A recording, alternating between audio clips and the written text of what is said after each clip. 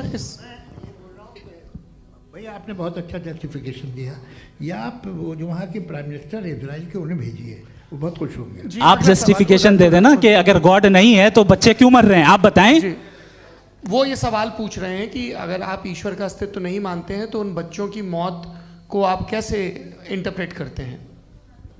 भाई ये दुनिया जो है, जो ताकतवर लोग होते हैं वो एक नाइंसाफी करते हैं। तो ये अच्छा काम है आपके नजदीक, तो नेचर नाइंसाफी पे मबनी है। अरे मेरे भाई, आप नेचर की कहाँ बात कर रहे हैं, तो इंसान की बात। तो फिर जब मैं इंसान की बात कर रहा था आप नेचर की बात करने लग गए। क्रॉस एग्जामिनेशन नहीं। हाँ, अब आप मुझे बोलने नहीं देंगे तो अलग बात है, आप बोलिए, मैं मुझे कोई चीज नहीं। जी नहीं, ये क्रॉस एग्जामिनेशन बोल तो लेने दीजिए। जी बोलिए। क्या बात ये है कि ह्यूमन सोसाइटी तभी साथ में रह सकती है जब वो मोहब्बत से, एकता से, एक दूसरे के एहतराम करके रहे। इसके अलावा पॉसिबल नहीं है, अकेले तो इंसान रह नहीं सकता।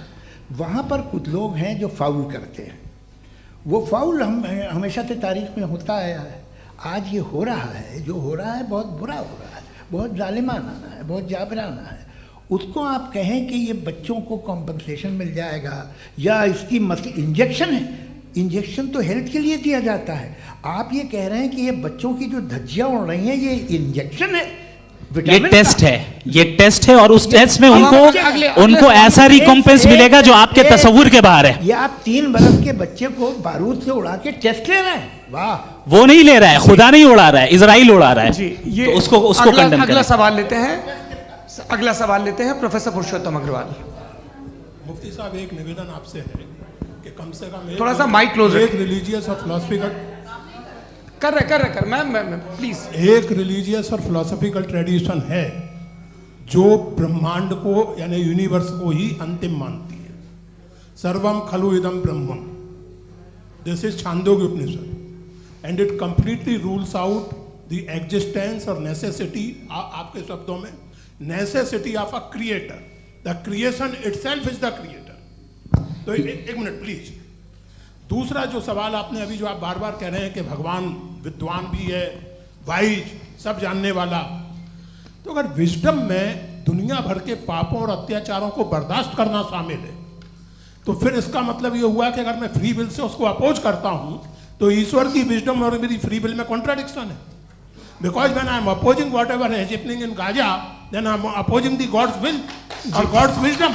जवाब लेते हैं। तो गॉड की विजडम में, एक मिनट सर प्लीज सर, ये एक जुमला, गॉड की विजडम है कि गाजा में जो कुछ हो रहा है वो हो रहा है, मैं उसका अपोज कर रहा हूं, तो मैं गॉड की विजडम के खिलाफ जा रहा हूं। एक सवाल।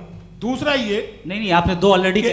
सर आप और सवाल कर लें, लेकिन मुझे 2 जवाब दे। पहले आपने ये कहा, सुनिए मेरी बात सुनिए। इजराइल के गॉड के मुताबिक तुम्हारा ठीक हो रहा है ना? नहीं हो रहा है, ठीक नहीं हो रहा है। मैं बता रहा हूँ क्या हो रहा है, आप तशरीफ रखें, मैं बता रहा हूँ क्या हो रहा है।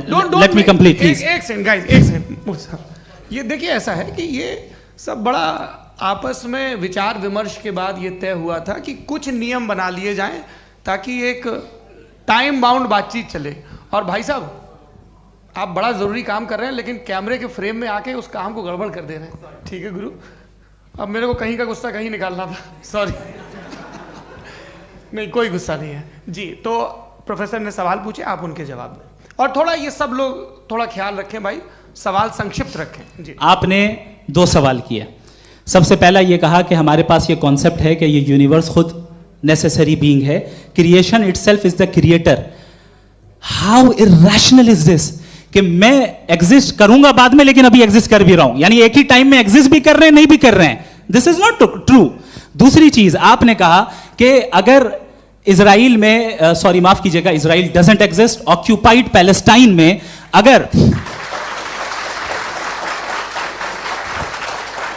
अगर ऑक्यूपाइड पैलेस्टाइन में बच्चों को मारा जा रहा है फ्री विल की वजह से और गॉड नहीं रोक रहा, ये कॉन्ट्रडिक्शन है। ये बताइए कि एक एग्जाम में एक बच्चा गलत आंसर लिख रहा है, सुनिए, एग्जामिनर चाहे तो रोक सकता है, क्यों नहीं रोक रहा है? ये कॉन्ट्रडिक्शन है, ये कॉन्ट्रडिक्शन नहीं है। नहीं सर, ये आपस में जी, ये क्या आपका सवाल?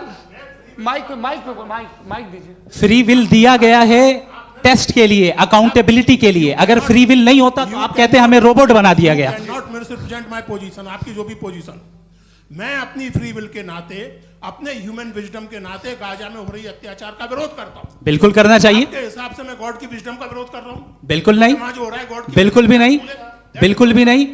उसका वहां पर गाजा में कत्ल होना ये इंसानों के गलत इस्तेमाल का नतीजा है, फ्री विल के इस्तेमाल का नतीजा है। गॉड इसका हुक्म नहीं देता, उससे रोकता है। यही तो मसला है ना, आपके लिए कॉन्सेप्ट क्लियर नहीं नहीं भाई, आपने तो बताया था इंजेक्शन लगाने से बच्चे को तकलीफ होती है, ये इंजेक्शन लगा। सर आप ऐसे रेटोरिक स्टेटमेंट दें तब तो कोई मसला नहीं, आपने समझते बोला कि रहेंगे। Injection this is a rhetoric statement, this is not a logical argument sir. I am sorry, I am ये सॉरी। आखिरी 30 मिनट बड़े मुश्किल होने वाले हैं। जी मुफ्ती साहब आगे बैठे हैं, इनको माइक दीजिए। हाँ तरुण, माइक आप अपने पास रखिए, आपको कैमरे का फ्रेम पता है जी। सबसे पहले दोनों को मुबारकबाद। एक सर अपना आप नाम बता दें। आप अमेरिका में शिकागो में रहते हैं, इतना मुझे याद है। बताया आपको, यासिर नदीम अलवाजदी मेरा नाम है। जावेद सर आपसे एक क्वेश्चन है इन्फिनिट रिग्रेस के ताल्लुक से। एक हाइपोथेटिकल सिनेरियो है, मसलन अगर आप सर माइक थोड़ा सा प्लीज क्लोज रखिए। ओके जी।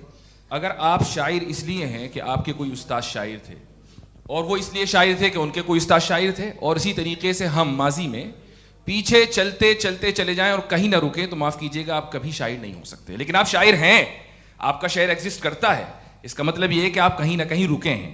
तो मेरा सवाल ये है कि क्या आप इन्फिनिट रिग्रेस ऑफ कॉजेस को लॉजिकल फैलेसी मानते हैं या नहीं मानते? हाँ या ना? मैं इन्हें लॉजिकल फैलेसी नहीं मानता हूँ, लेकिन मेरा प्रॉब्लम यह है कि जब मैं नहीं मानता हूँ तो I will continue with this logic जो फैलेसी नहीं हो। आप एक जगह रुक जाते हैं जाके, आप कहते हैं ये गेंद कैसे बनी, ये जजीरा कैसे बना, ये समंदर कैसे बना, ये ज़मीन कैसे बनी, और अचानक गॉड पे जाके आपको ब्रेक लग जाता है। एक बार आप सवाल नहीं करते कि भाई इनको बनाने वाला तो इनसे भी कॉम्प्लिकेटेड होगा, वो कैसे बना, उसके बारे में आपने इत्मीनान कर लिया, वो हमेशा से है। तो अगर आप उसे हमेशा से मानते हैं तो फिर ये मान लीजिए कि कायनात हमेशा से है, क्या तकलीफ? फिर हम वजूद में नहीं आते जी है? हम मौजूद नहीं। अच्छा सर क्यों नहीं हो सकते? मैं बताऊंगा प्लीज प्लीज। जैसे मैंने मिसाल दी आपके शेर, आपका शेर कभी वजूद में ना आता अगर शायर इसी तरह चलते रहते हमेशा। जी माइक मेरे ख्याल से एक सेकंड, इन्फिनिट रिग्रेस का कॉन्सेप्ट क्लियर नहीं हो पाया, ऐसे रहने दें, लेट्स मूव ऑन सर। ठीक है। हाँ थोड़ा सा मॉडरेटर का भी ख्याल रखें। नहीं आपने तो रखा है, आपने रखा है। यहाँ पे गौहर रजा साहब हैं, वो भी एक सवाल पूछना चाहते हैं। माइक यार नीचे से ऑन कर दिए, नीचे। पहले तो ये कह दूं कि मैं उन बच्चों से शर्मिंदा हूं जिनको गज़ा में कत्ल किया गया, क्योंकि हमारे होते हुए कत्ल किया गया। लेकिन उससे ज़्यादा शर्मिंदगी इस बात से हुई कि मुझे लगा कि मुफ्ती साहब उसको जस्टिफाई कर रहे हैं। बिल्कुल भी नहीं, आप बहुत ही गलत। मुझे लगा मैं गलत हो सकता हूँ, बिल्कुल गलत मैं है। सवाल पूछ रहा हूँ, सवाल मैं देखिए, सवाल अगर पूछ रहा हूँ। एक मैं जावेद भाई से डिसएग्री करता हूँ। एक सेकंड देखिए, अगर देखिए ऐसा एक सेकंड आप सर वेट अरे आप कुछ मेरे पहले मुझे अपनी बात कह लेने दीजिए। अगर ऑडियंस तय करेगी तो फिर मॉडरेटर का मतलब नहीं। मेरा आप सबसे ये कहना है, ये बहस दो लोगों के बीच में है, एक तरफ मुफ्ती साहब, एक तरफ जावेद साहब। पिछले 1.5 घंटे से ये लोग अपने अपने तर्क रख रहे हैं। आपकी इनसे इत्तेफाकी हो सकती है, ना इत्तेफाकी हो सकती है। मेरे उस्ताद मुझे सिखा गए हैं कि मुखामुखम में असहमति की गुंजाइश बची रहनी चाहिए। अगर मैं आपकी बहुत इज्जत करता हूं गौहर साहब, आपने जो कमाल की किताबें लिखी, साइंटिफिक टेम्परामेंट, लेकिन मेरी ये गुजारिश है आप सबसे कि यदि आप इन लोगों ने जो बोला उन पर टिप्पणियां करेंगे तो ना वक्त की पाबंदी रहेगी, ना वो अनुशासन। आप सवाल पूछ लें, उस सवाल में जो बात आ जाए वो आ जाए। मैं जावेद साहब से डिसएग्री करता हूँ, इसलिए जावेद साहब से सवाल पूछ रहा हूँ। आपका सवाल जावेद अख्तर साहब से। और सवाल ये है मेरा कि जावेद साहब ने कई बार लॉजिक का इस्तेमाल किया कि साइंस में लॉजिक है और रिलीजन में लॉजिक नहीं है। मेरा ख्याल ये है कि रिलीजन में भी लॉजिक है, लेकिन उस लॉजिक की बेसिस ये है कि आप रुक जाते हैं, जिसका जिक्र जावेद साहब ने बार बार किया, यानी खुदा के तसव्वुर पे आते हुए, गॉड के तसव्वुर पे आते हुए रुक जाते हैं। और इसमें सवाल पूछना मतलब फॉरबिडन होता है। सवाल ये है कि क्या जावेद साहब इससे एग्री करते हैं कि साइंस की लॉजिक अलग है और रिलीजन की लॉजिक अलग है? बताइए सर। देखिए 3 चीज़ें हैं, साइंस है, एक है मंतिक है, इस्तिदलाल है, और एक जो है कुछ भी नहीं है, फेथ है, अकीदा है। मैं अकीदे की लॉजिक का कायल नहीं हूँ। मुझे आप इस्तिदलाल से, लॉजिक से, रीज़न से समझाइए, मैं मानने को तैयार हूँ, मेरा क्या नुकसान होगा। लेकिन ये कि अकीदे पे मैं नहीं जा सकता हूँ। अकीदे का मतलब है कि तुम ये मान लो, सवाल ना करो, ये नहीं। आप सारी बातें करके, बड़ी साइंटिफिक बातें करके एक जगह जाके खुदा के हुदूद पे रुक जाते हैं, सरेंडर कर देते हैं। मैं सरेंडर करने को तैयार नहीं। That's all. जी, ये आगे सर बैठे हुए हैं, इनको माइक दीजिए। भाई वो आप पूछना चाह रहे थे ना भाई? हाँ, नहीं मैं ये, थैंक यू जी, आपका नाम? आसिम इफ्तिखार। आसिम जी, पूछिए। सर, जावेद सर से सवाल है कि आपने अपने माइक थोड़ा करीब अपने क्लोजिंग स्टेटमेंट में ये बात कही थी कि मज़हब का जो फ्यूचर है वो ज़्यादा दिन नहीं जाने वाला है, लेकिन मैं देख पा रहा हूँ कि जो ऑक्सफोर्ड यूनिवर्सिटी की एक स्टडी है 2011 में हुई है, जिसके 50 एकेडमिशियंस ने इसको अंजाम दिया था, उसमें वो ये कहते हैं कि जो फेथ इन गॉड है वो इनबिल्ट है ह्यूमन नेचर के अंदर, जिसको हम कहते हैं फितरत के अंदर शामिल है वो। और वो ये कहते हैं कि अगर कोई ये समझता है कि मज़हब को वो ख़त्म कर देगा तो ये उसकी गलत फहमी है। तो आप इसके बारे में, इस स्टडीज़ के बारे में क्या कहते हैं? ठीक है, मैं उनसे एग्री नहीं करता हूँ। वो कौन से प्रोफेसर होंगे? ऐसा उनके क्या पास डेटा है, इन्होंने डेटा के बेस होगा। डेटा क्या हो सकता है? फ्यूचर का डेटा तो नहीं हो सकता ना उनके पास, प्रेजेंट का डेटा हो सकता है। डेटा आपने सुना 100 साल पहले का बाद का डेटा? मैंने तो नहीं सुना आज तक।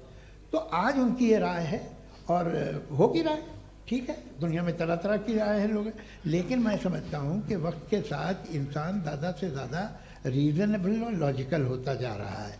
आज आप देखिए वेस्टर्न यूरोप में क्या परसेंटेज है नॉन बिलीवर्स की, बहुत हाई।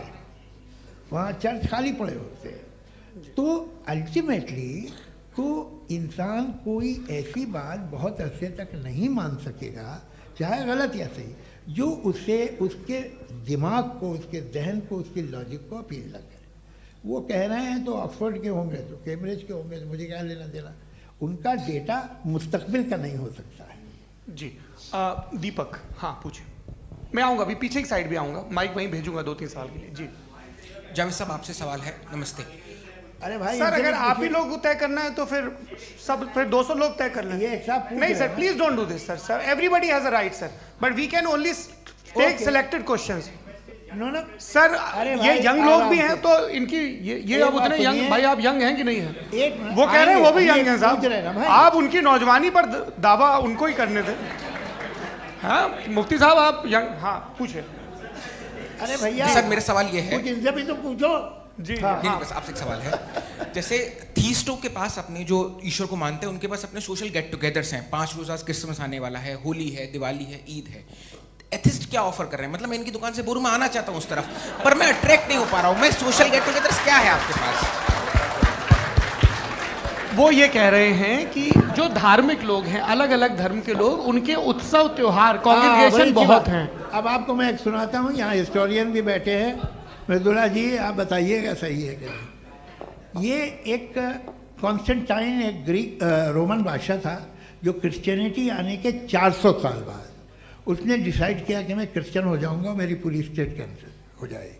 उस ज़माने में ऐसे ही होता था, राजा जो धर्म इख्तियार करता था वो जनता भी कर लेती थी, इसलिए कि वो हो गया था बैंकक्रप्ट। और उसे जो मेडिटेरियन कोस्ट के रिच क्रिश्चियन वो थे मर्चेंट, उससे पैसा चाहिए था।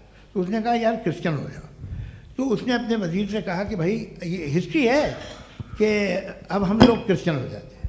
पहले सर हो जाएंगे, कोई प्रॉब्लम नहीं है, लेकिन एक प्रॉब्लम ये है कि 17 दिसंबर से 25 दिसंबर तक जो पेगन फेस्टिवल होता, जो पेगन जो फेस्टिवल होता है वो बंद हो जाएगा, इसलिए कि हम क्रिश्चियन हो गए तो होगा नहीं।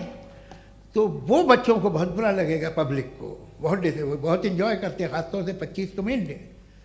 उसने कहा हाँ ये तो सही कह रहे हो, ये जीसस क्राइस्ट की पैदाइश कब थी? कहते साहब वो अप्रैल में थी। नहीं, कट करो, वो 25 दिसंबर को है। यह हकीकत है जी। और 400 साल बाद क्रिश्चियनिटी के अप्रैल से दिसंबर ले आए, और इसलिए कि यहाँ पेगन फेस्टिवल होता था। अब मनाते हैं आप आराम से। ये जो सारे फेस्टिवल हैं ये रिलीजन से, हर एक को एक इंटरटेनमेंट डिपार्टमेंट चाहिए होता है अपनी कंपनी चलाने के लिए। तो ये रिलीजन नहीं, ये सेकुलर त्यौहार थे जिन्हें रिलीजन्स ने ले लिया है। ये मौसम के थे, फसलों के थे, किसानों के थे, उसको आपने लेकर रिलीजियस रंग दे दिया। ये कोई रिलीजन से थोड़ी आए हैं आप। अच्छा हमें देखिए, हम तो मुल्द हैं, हम ईद मनाते हैं, हम दिवाली मनाते हैं, हम होली मनाते हैं, हम क्रिसमस मनाते हैं। बम्बई की फिल्म इंडस्ट्री की सबसे बड़ी होली हमारे घर में, सबसे बड़ी ईद हमारे घर में। वो हमारी सोशल वो है, हमारा हेरिटेज है। ऐसा थोड़ी है कि we will throw the baby along with the water. ये तो अच्छी चीज़ है, इन्हें रखो, जो बेकार है फेंक दो। जी हाँ, हेलो जी, मेरा सवाल नादवी जी से है। जैसा कि आपने बोला कि गॉड टाइम के भी परे हैं और गॉड इतनी कॉम्प्लेक्स चीज़ है कि उसे ह्यूमन माइंड समझ नहीं सकता, और गॉड ने अर्थ पे फ्री विल भी दे दी है, तो आप अपना वक्त ज़ाया क्यों कर रहे हैं गॉड के बारे में बात करके? अपन को तो बात करनी चाहिए कि सोसाइटी को बेहतर कैसे करें। जी, मैं गॉड वही बताता है सोसाइटी को कैसे बेहतर करें। अभी मैं आपका जवाब देता हूँ। आपने कहा कि टाइम पे वो एग्जिस्ट नहीं करता, सो नहीं, मेरा सवाल ये है कि जैसा आपने बोला कि गॉड बहुत ही कॉम्प्लेक्स चीज है। मैंने कहा ही नहीं कि कॉम्प्लेक्स है, तो आपके अल्फाज हैं।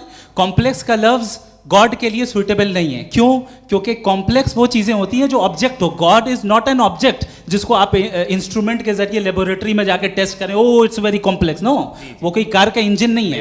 वो फिलोसॉफिकली नेसेसरी बीइंग ऐसी बीइंग है जो सिंपल बीइंग है। हाँ, आप उसको मुकम्मल तौर पे उसकी तमाम हिकमतों को जान ले और हर चीज को जान ले, ये पॉसिबल नहीं है, क्योंकि वो ऑल वाइज है, आप ऑल वाइज नहीं है, और वो खुदा है, वो आपको सारी चीजें बता दे, ये जरूरी नहीं। मेरा सवाल ये नहीं था, मेरा सवाल ये था कि जब गॉड इतना परे है इस दुनिया से कि उसने अर्थ पे फ्री विल भी दी है, हम सब ह्यूमंस की फ्री विल है, और जो सोसाइटी में हो रहा है वो अपन लोग डिसाइड करेंगे, तो अपन लोग डिसाइड नहीं करेंगे ना, अपन लोग डिसाइड नहीं करेंगे। गॉड जो है, गॉड ने वो उसकी जात, उसकी एग्जिस्टेंस टाइम एंड स्पेस से परे है, लेकिन वो हमारा टेस्ट ले रहा है और उसी गॉड ने हमें बताया कि तुम्हें क्या करना है क्या नहीं करना है, तो जाहिर है उस गॉड की बात सुनेंगे ना हम। जी, वो पीछे एक चश्मा लगाए जो मैम खड़ी हैं, उनको दीजिए। हाँ, आप जी जी बिल्कुल आएंगे। देखिए मैं कोशिश कर रहा हूँ सब तरफ जाने की। हाँ, उनको दीजिए माइक। जी, हेलो सर, मैं ओमनी प्रेजेंट नहीं हूँ, टाइम पाबंद हूँ और जहाँ तक कोशिश कर सकता हूँ करूँगा। जी, अपना नाम बताइए। मेरा नाम उर्सुला है, मैं दिल्ली यूनिवर्सिटी की एक स्टूडेंट हूँ और मैं स्टूडेंट फेडरेशन ऑफ इंडिया से हूँ। मेरा सवाल मुफ्ती जी से है कि इस हॉल के इस कमरे में बैठ के हम लोग रेप की मोरालिटी के बारे में फिलोसफिकली बात तो कर सकते हैं, बट असलियत ये है कि रोज़मर्रा की ज़िंदगी में औरतें रेप के थ्रू गुजरती हैं, और हम लोग सिर्फ नंबर्स पे इस तरह नहीं देख सकते, क्योंकि कितनी औरतें हैं इन कंट्रीज़ में जहाँ पे आप बता रहे हैं कि केसेस कम हैं, जिनका एक्सेस है कि वो जाके केस फाइल कर सकें। कितनी औरतें हैं जो जिनको काम करने की आज़ादी है उन कंट्रीज़ में। यूरोप में ये आज़ादी आ गई, यूरोप में ये रूल्स आ गए, तो हम आज उसके बारे में बात कर पा रहे हैं। जी, जवाब। आपने ये कहा कि कमरे में बंद होकर हम लोग इस पर फिलोसफिकली बात कर सकते हैं, लेकिन हकीकत में क्या हो रहा है, वो ग्राउंड लेवल पे क्या हो रहा है जो बहुत गलत हो रहा है, और वो सफ़र कर रही हैं। आई अग्री, बहुत गलत हो रहा है, और जो गलत हो रहा है उसको हमें रोकना है। और क्यों रोकना है, वो गलत क्यों है? हमारे पास इसका ऑब्जेक्टिव फाउंडेशन है, इनके पास उसका ऑब्जेक्टिव फाउंडेशन नहीं है। मैं ये कहना चाह रहा हूँ कि जहाँ पे भी जुल्म हो रहा है, जहाँ पे भी औरत पे जुल्म हो रहा है, या उसकी इज्जत लूटी जा रही है, या उसे तकलीफ पहुँचाई जा रही है, और सिर्फ औरत नहीं, किसी इंसान के ऊपर भी जुल्म हो रहा है, तो उसके खिलाफ खड़ा होना, ये मॉरलिटी हमारे पास गॉड के पास से आई है। वरना जावेद साहब तो कह रहे हैं कि जो है मेजॉरिटी डिसाइड करेगी, तो मेजॉरिटी तो कभी भी बदल सकती है। क्या आप हाँ। ये थोड़ी सी आपको गलतफहमी है। मैं अगर मेरे जुमले से ये मजमूआ निकला या मैंने कहा, तो ये जुमला मैं वापस लेता हूँ। ये मेरा मतलब ही नहीं था कि मेजॉरिटी डिसाइड करेगी। मेजॉरिटी डिसाइड करे तो दुनिया में बड़ी, वैसे आपने कहा था ये जुमला। अच्छा, हो मैं मान रहा हूँ, बाद में रिकैप कर लेंगे। अरे एक सेकंड, मैं अपनी एक्सप्लेनेशन दे रहा हूँ। मुनासिब बात यह है कि हम सब के सब दिल में जानते हैं कि क्या अच्छा है क्या बुरा है, हमें पता है अच्छी तरह से। जो लोग बुरे काम करते हैं उन्हें भी मालूम अच्छा क्या है। यही तो सवाल था हजरत, कि फिर ये मोरालिटी आई कहाँ से? Cross examination. हाँ जी, हाँ, मोरालिटी साथ रहने की डिजायर से आई। यानी साथ रहकर जो कुछ कह दे, जो कुछ कर दे, वो हो जाएगा? नहीं नहीं, तो आप कायदे से रही कर सकते हैं जब तक लोगों में मोरालिटी हो, वरना क्यास हो जाएगा। ये आपको कैसे पता? जी हमने देखा ना, जहाँ मोरालिटी का क्यास हो गया, हम देखते हैं। कहाँ पे देखते भाई हैं? दुनिया में आप जो ये- कह रहे हैं, आप कहीं पे अगर गलत हो रहा है इस बहस तो के उसको बाद आप में गलत देखिए। आप सर मुफ्ती आप साहब, मैं- एपिस्टेमोलॉजी मुफ्ती की साहब, बात मुफ्ती कर रहे हैं, मैं साहब, ऑन्टोलॉजी अरे की बात मुफ्ती कर रहा साहब, हूँ। मैं इस बहस के फाउंडेशन बाद क्या आप है? दोनों लोगों को चाय पे फाउंडेशन होस्ट करूंगा, वहां पे क्रॉस एग्जामिनेशन कर लीजिएगा। अभी ऑडियंस का हक मार रहे हैं आप लोग भाई। सर जस्ट लोग हैं आप लोग। और ये भाई ये एक हाँ बच्चे- उधर उधर आएंगे, उधर इनको आएंगे। भी। जी सर आएंगे आएंगे। अच्छा सर मेरा नाम लईकुर रहमान है और मैं अलीगढ़ मुस्लिम यूनिवर्सिटी का स्टूडेंट हूँ। और जहाँ तक मुझे पता है कि sir you are also product of Aligarh Muslim University. मैं भी उसी चमन का बुलबुल। हाँ सर, तो बड़ी खुशी हुई मुझे जान करके कि मैं आपसे मिलूंगा। सवाल सर मेरा सवाल यह है, सर सैयद अलैहि रहमा का नज़रिया ये था कि खुदा के वजूद को अक़ल के दायरे में रह कर के तलाश करना, न कि पूरी तौर से उसका इनकार कर देना। Sir how will you define it? नहीं तो ये तो आप इन्हें बताइए। ये सर, अक़ल सवाल से रह आपसे। के खुदा का वजूद साबित कर रहे हैं। तो सर आपने इनकार कर रखा है, इस वजह से मेरा क्वेश्चन उन्होंने आपसे। यही सर से एक सेकंड, सर सैयद ने यही कहा ना कि अकल से आप खुदा के वजूद को साबित नहीं कर सकते, यही कहा ना भाई। वो उन्होंने कहा कर सकते हैं और वो कर दिया गया आज। वो फोन दो। तलाश करना या साबित करना अकल से अकल से नहीं हो सर सर अरे सवाल तो सुन लीजिए जी। अकल से नहीं हो सकता है, यही कहा ना आपने। अकल से हो सकता है। अरे वो यही कह रहे हैं भाई, आप बता रहे हो सकता है, वो तो कुछ और। आप अगर सर देखो नौजवान फोन ले लो, वो इतनी कमाल की यूनिवर्सिटी है। अरे भाई दे दो उन्हें जरा, एक मिनट दे दो भाई मेरी बात सुनो, नहीं, माइक मैं पे बोलो ताकि जो लाखों लोग देख रहे हैं। माइक दे दो ना। अरे देंगे ना माइक, तुम ठहरो तो। हाँ सर मेरा सवाल ये था कि सर सैयद अलैहि रहमा का एक नज़रिया था अपना कि खुदा का जो वजूद है उसको अक़ल के दायरे में रह करके तलाश करना है, न कि पूरे तौर से इनकार कर देना है।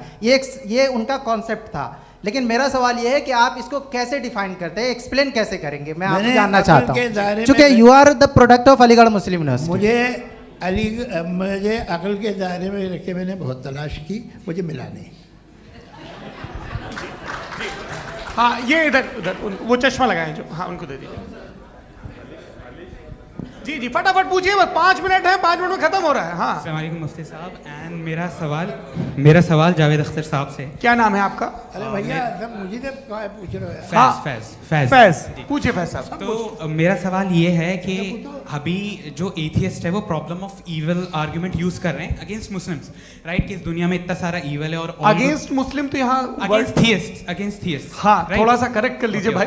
पूरी मशक्कत इसी बात की थी कि किसी एक मजहब पे बात न टिके। जी तो बेसिकली ये आर्ग्यूमेंट ऐसा है कि इस दुनिया में इतना ज़्यादा ईवल एग्जिस्ट करता है और अगर एक ऑल गुड गॉड है तो वो रोकता क्यों नहीं है? लेकिन इस सवाल में एक हिडन अजम्पशन ये है कि इस दुनिया में ईवल एग्जिस्ट करता है। अब एथियस्ट ये कैसे ऑन्टोलॉजिकली प्रूव कर सकते हैं कि इस दुनिया में ईवल एग्जिस्ट करता है? मैं आपको बताता हूँ, थोड़ा सा समझा। नहीं सर हम लोग इनको सुनने आए। नहीं please don't do. I want to explain ontologically. नहीं हम समझ गए सर, इनको अब जवाब देने दीजिए। अच्छा सवाल पूछ लो। मैं अभी तक क्या था वो मैं थोड़ा सा ऐड ऑन कर लेता हूँ। तुम गुरु, तो हम जब इसका राउंड 13 करेंगे ना तब तुमको स्टेज पे बिठाएंगे। जी तो हाँ जल्दी से। तो देखिए एथियज्म के हिसाब से सब कुछ रैंडमली बन गया है, सब कुछ एटम्स और मॉलिक्यूल्स है। एक पत्थर में और मुझ में सिर्फ इतना फर्क है कि हम लोग एटम्स और मॉलिक्यूल्स का अलग अलग रीअरेंजमेंट है। अब एक पत्थर को कोई इंसान तलवार से 2 टुकड़ों में काट दे या मुझे, according to atheism it is same. There is no evil and good according to atheism. जी अच्छा फैज साहब का सवाल ये है कि हाँ कोशिश भी करते तो इससे गलत सवाल नहीं कर पाते। एक लाइफ फॉर्म है और लाइफ फॉर्म में फीलिंग्स हैं, मतलब लाइफ फॉर्म सुनता है, देखता है, टेस्ट कर सकता है, फील कर सकता है। तो उसकी ये जो क्वालिटी इस बबल में आ गई हैं, वो जानवर में भी है, इंसान में भी है। तो जाहिर है कि उसे कोई तकलीफ पहुंचेगी, तो चूंकि उसके पास वो सेंसिटिविटी है तो मैं करेगा। पत्थर में वो सेंसिटिविटी नहीं है। तो ये क्या सवाल हुआ कि अगर पत्थर को काटा तो पत्थर को तकलीफ नहीं होती, तो आपको काटे तो आपको क्यों तकलीफ हो? बैठ जाइए। जी हाँ अगला सवाल।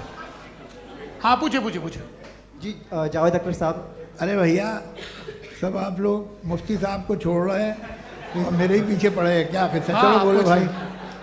You asked how God can exist when children die in Gaza. हाँ you asked how God can exist when children die in Gaza, and you also mentioned the rise of atheism in Europe. But the same events also are leading many atheists and non-believers to turn towards faith.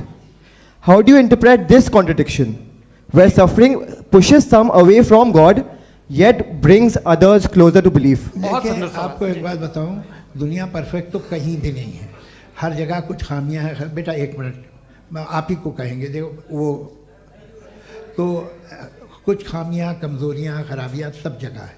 लेकिन अगर देखोगे ईमानदारी से कि दुनिया सबसे ज़्यादा महज़ब कहाँ है, एक आम शहरी को कहाँ हुकूक हासिल हैं, वो बोल सकता है, अपनी मर्ज़ी से काम कर सकता है, अपनी मर्ज़ी से राय दे सकता है, हुकूमत के ख़िलाफ़ बोल सकता है, बरसरे इक़्तिदार लोगों के बारे में बोल सकता है, सरमायादारों के ख़िलाफ़ बोल सकता है। तो आपको ये स्कैंडिनेवियन कंट्रीज़ में मिलेगा, वेस्टर्न यूरोप में मिलेगा। मैं नहीं कह रहा वो परफेक्ट है, बिल्कुल नहीं, वहाँ बहुत ख़राबियाँ भी हैं, परफेक्ट तो कोई नहीं। लेकिन जिन जिन मुल्कों में, लैटिन अमेरिका देखो, गल्फ देखो, वहाँ पर आपको ये ज़रूर है कि रेप नहीं होते होंगे। रेप की ज़रूरत क्या है भाई, उसको तो ख़रीद लो, घर में रखो, सड़क पर रेप करने की क्या ज़रूरत है। मगर सुनिए सुनिए सुनिए, मगर हकीकत ये है कि वहाँ शख्सी आज़ादी राय देने की, बोलने की नहीं है। जी, ये एक आखिरी सवाल मुफ्ती साहब से। हाँ मैम, इनको माइक दीजिए। शुक्रिया। मेरा नाम मनीषा है, मैं हरियाणा से आई हूँ। मैं मुफ्ती साहब से एक बात पूछना चाहती हूँ। आप बार बार जावेद साहब को कॉन्ट्राडिक्ट तो कर रहे हैं कि आपने ये कहा, लेकिन आप भी अजम्पशंस के बेसिस पे बात कर रहे हैं। आपने खुदा के होने का कौन सा प्रूफ पेश किया है, खुदा की एग्जिस्टेंस का? अब इस सवाल को अलग रहने दीजिए, कौन एथीस्ट है कौन नहीं है। और दूसरी बात जो आपने एक छोटी सी कही थी कि ये फ्री विल का इस्तेमाल करता है इंसान अपनी, लेकिन उस फ्री विल का इस्तेमाल में मतलब खुदा ने ये दे दी सबको ये इजाज़त कि वो कितना घिनौनापन और कितने ज़्यादा ख़राब से ख़राब तरीके इस्तेमाल कर सकते हैं। जवाब सुनते जी। आप फ्री विल को मानती है ना, या अब कहती है कि फ्री विल नहीं है ना, मानती है ना? तो अब आपके पास इसका कोई एक्सप्लेनेशन नहीं है कि अगर एक इंसान उस फ्री विल का इस्तेमाल करके गलत काम कर रहा है और बच के अच्छी ज़िंदगी गुजार के निकल जा रहा है, उसका कोई रिकम्पेंस नहीं है। हमारे वर्ल्ड व्यू में जो इंसान गलत काम कर रहा है उसको भी रिकम्पेंस यानी उसका बुरा बदला मिलना है, और जो सही काम कर रहा है उसको सही बदला मिलना है।